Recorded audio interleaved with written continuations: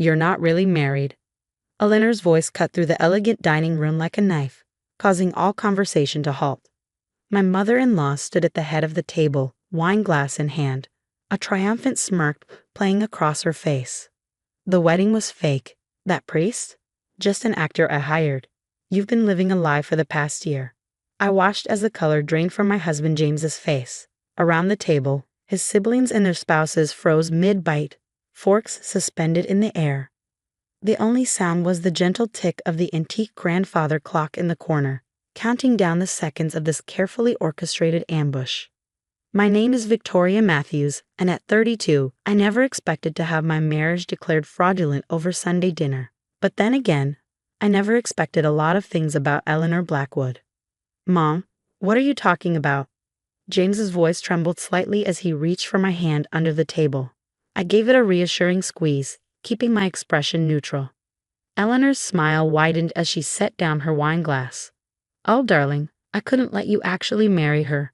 A small-town event planner with no family connections. She's so far beneath us. She turned her gaze to me, eyes glittering with malice. I had to protect the family legacy. The room erupted in chaos. James's sister Charlotte gasped. His brother Marcus started arguing with Eleanor, and his father Richard just sat there, staring into his whiskey glass like it held all the answers. But I remained calm, which seemed to irritate Eleanor more than any reaction she might have expected. Nothing to say, Victoria. No tears. No dramatics. I reached for my purse, hanging on the back of my chair. Actually, Eleanor, I do have something to say. Or rather, something to show you. I pulled out my phone, taking my time unlocking it while everyone watched. You see, after that strange conversation we had last week about wedding documentation, I decided to do a little investigating of my own. Her smirk faltered slightly. What conversation? The one you had with your friend Margaret at the country club. You know, where you bragged about how you found the perfect actor to play a priest and how you'd make sure the marriage wasn't legally binding. I started scrolling through my phone. You really should be more careful about where you have sensitive conversations. The ladies' powder room has surprisingly good acoustics. Eleanor's face went from smug to shocked in an instant. You were there. Oh no, I wasn't. But my friend was. You remember Sophia, the new club manager you were so rude to last month? She happened to be in the stall when you came in. I found what I was looking for and held up my phone. She recorded everything. The sound of Eleanor's voice filled the room crystal clear. That little gold digger won't know what hit her.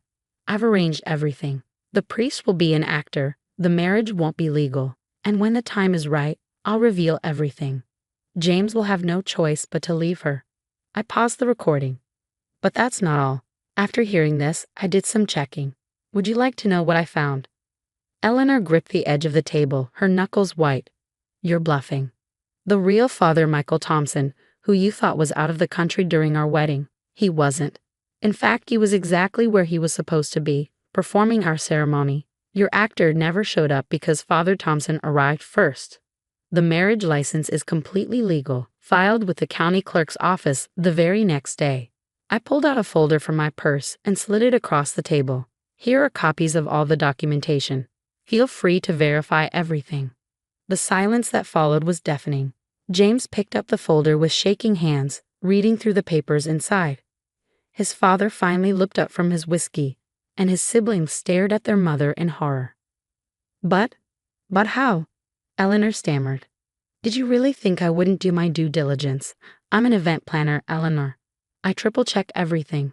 When Father Thompson called to confirm the ceremony time, he mentioned that someone had tried to cancel his services and hire a replacement. That's when I knew something was wrong. I took a sip of my water, maintaining eye contact with her. I just needed to figure out who was behind it and why. James stood up suddenly, his chair scraping against the hardwood floor. Mom, how could you do this? To me? To us? Eleanor's composure cracked completely. James, darling, I was trying to protect you.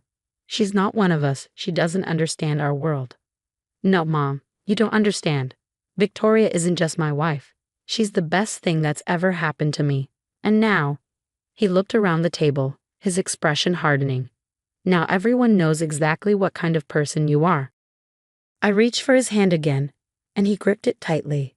We had discussed this moment, planned for it. But the reality was still painful to watch. Family was everything to James, and seeing his mother's true colors was devastating. Eleanor sank into her chair, all pretense of control gone. "Richard, say something," she pleaded with her husband. But Richard Blackwood finally found his voice, and it wasn't what she expected. "I think you've said quite enough, Eleanor. Victoria, James, I believe we all owe you an apology." As the implications of what had just happened began to sink in around the table, I couldn't help but think about how differently this evening could have gone if Eleanor had just accepted me into the family. Instead, her attempt to destroy my marriage had only succeeded in exposing her own manipulation. The grandfather clock continued its steady tick, marking the end of Eleanor's reign of control over the Blackwood family. Dinner was definitely over, but this was just the beginning of a very different kind of family dynamic. The aftermath of that Sunday dinner spread through Boston's high society like wildfire. Eleanor's carefully cultivated image as the matriarch of the prestigious Blackwood family crumbled within days. It wasn't just about her failed attempt to invalidate my marriage. It was about the years of manipulation that the incident had brought to light. I sat in my office at Matthew's Events, reviewing contracts for an upcoming charity gala when Charlotte, James's sister, knocked on my door. She looked different now, less polished, more genuine than she had during all those strained family gatherings. "Victoria, do you have a minute?" she asked, hovering in the doorway. "There's something you need to know." I gestured to the chair across from my desk. Over the past 2 weeks since the dinner, Charlotte had become an unexpected ally, sharing details about Eleanor's past schemes that even James didn't know about. "Mom's trying to sell the summer house," she said, settling into the chair. "The one that's been in the family for generations. She claims she needs the money for her fresh start, but I found these in Dad's study." She pulled out a stack of papers. I took them, scanning quickly. They were receipts for massive gambling debts, all in Eleanor's name. "How long has this been going on?" "Years, apparently. She's been borrowing against family properties, taking loans from Dad's business associates. That's why she was so desperate to keep you out of the family. She was afraid you'd discover her financial schemes." The irony wasn't lost on me. Eleanor had accused me of being a gold digger while she'd been systematically draining the family's resources. I thought about James, who was already struggling with the revelations about his mother. This would crush him. "Does your father know?" I asked, already suspecting the answer. Charlotte shook her head. "He's been so focused on the company, he just signed whatever she put in front of him. But now," she trailed off, looking troubled. "Now what?" "Now she's threatening to expose some of Dad's old business dealings if he doesn't give her what she wants.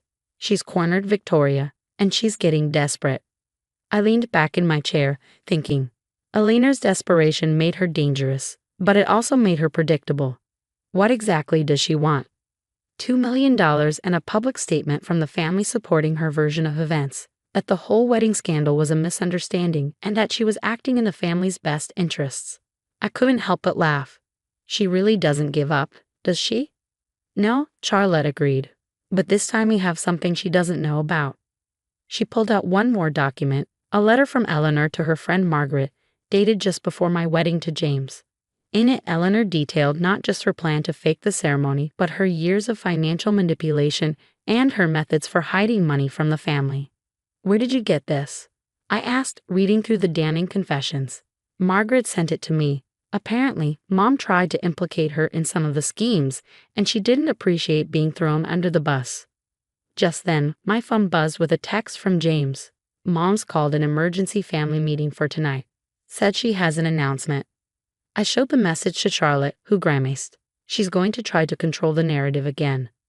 "Not this time," I said firmly. "I think it's time we show everyone exactly who Eleanor Blackwood really is."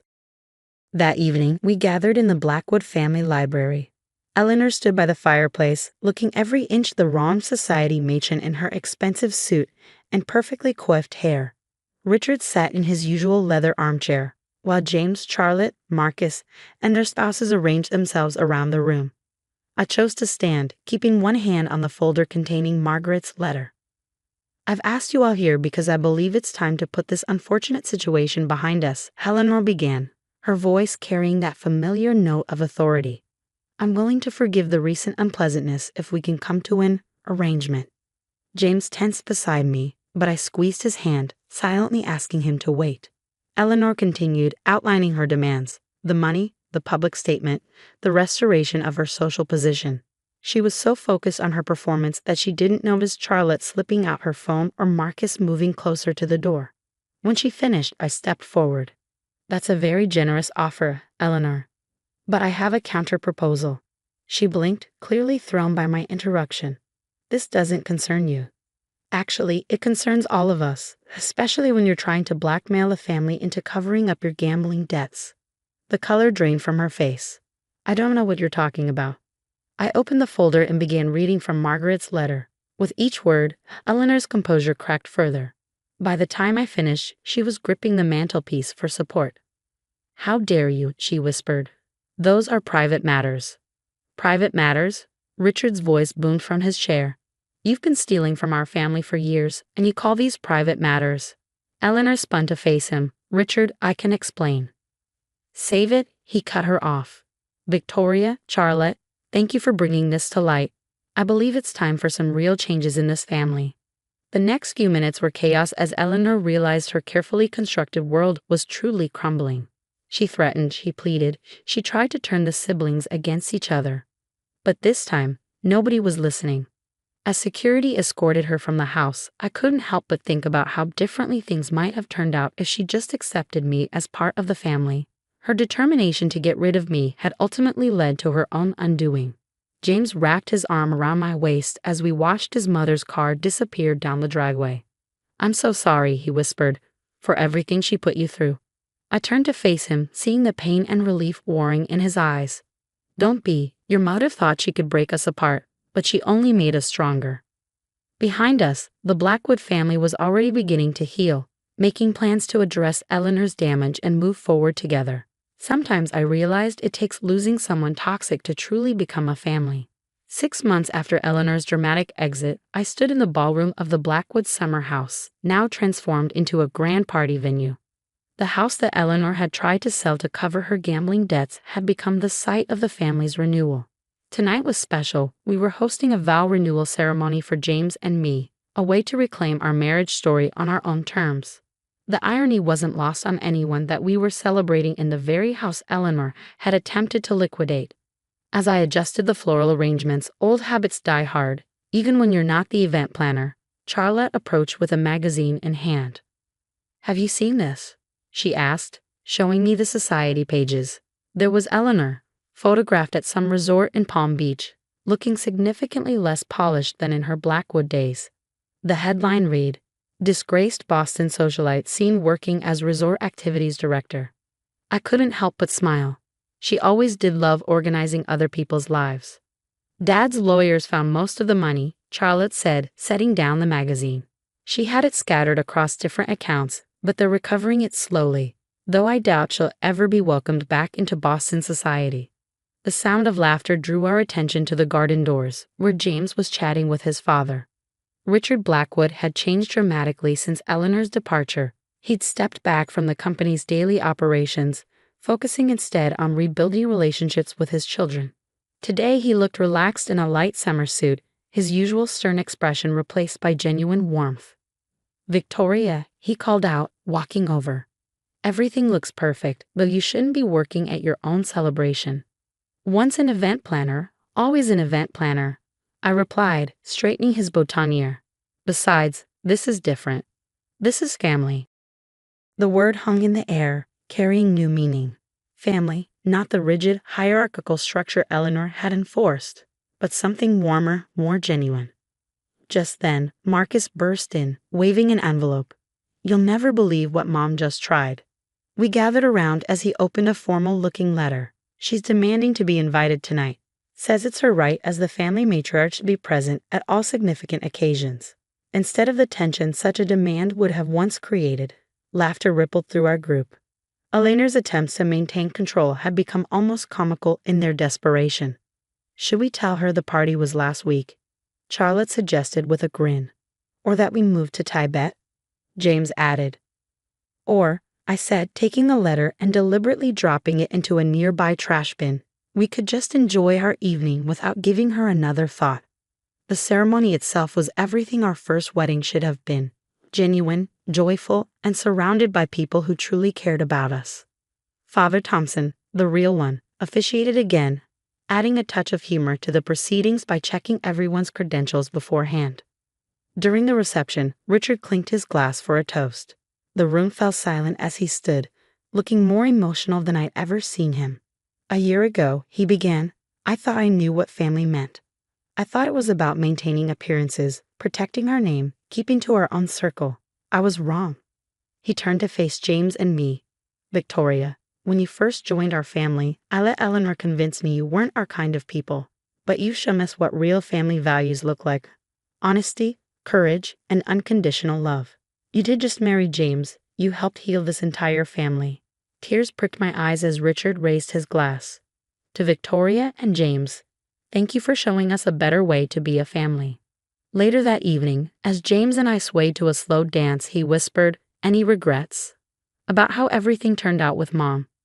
I thought about Eleanor, about her schemes and manipulation, about how her attempts to destroy us had ultimately freed the entire family from her control. None, I replied honestly. She tried to prove I didn't belong in this family, but instead she proved she was the one who never understood what family really means. James pulled me closer. You know, she called me yesterday. Wanted to know if I'd support her moving back to Boston. And I told her she'd lost the right to dictate our lives the day she tried to invalidate our marriage. She didn't like that much. I glanced around the room, at Charlotte teaching her kids a silly dance move, at Marcus and his husband planning their upcoming adoption, at Richard actually relaxing and enjoying himself. I'd say we're doing pretty well without her influence. The summer house, once a symbol of Eleanor's materialistic values, had become something else entirely. A place where the Blackwood family could be genuine, where pretense fell away, and where love didn't come with conditions. As the evening wound down, I stepped out onto the terrace for a moment of quiet. The garden lights twinkled like stars, and the soft sound of waves from the nearby beach created a perfect backdrop for reflection. Eleanor had tried to prove I didn't deserve this life, this family. Instead, she'd proven that sometimes the people who try hardest to protect family traditions are the ones who understand family the least. I smiled, thinking of the irony. In trying to break us apart, she'd made us stronger. In trying to maintain control, she'd lost everything. And in trying to prove I didn't belong, she'd helped me find my true place in the family she left behind.